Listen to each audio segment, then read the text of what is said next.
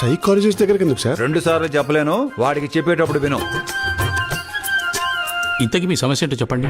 కురిసింది వాన నా గుండెలోన నీ చూపులే జల్లుగా.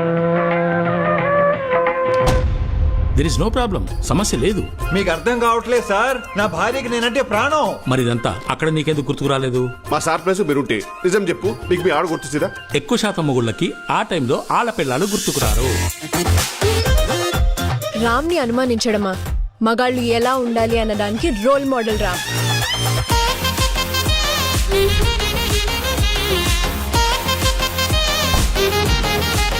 మన బావ కూడా స్పెయిన్ వెళ్ళి వచ్చాడు. అక్కడ ఎవరైనా కలిసి ఉండొచ్చు, ఏదైనా జరిగి ఉండొచ్చు. కమలాసన్ నాయుడు గారు, ఓ భర్తగానే తప్పు చేశాను కదండి. ఎవడైతే తప్పు చేసి ఆ తప్పు తన భార్యకు తెలిస్తే ఎక్కడ బాధపడుతుందోనని భయపడతాడు చూడు, వాడు అసలు సిసలైన నిఖార్సైన భర్త. ఇంట్లో ఎవరెవరు ఉంటారు? అన్న, వదిన, వాళ్ళ అబ్బాయి, నేను, వదినోళ్ళ చెల్లి ఉంటాం.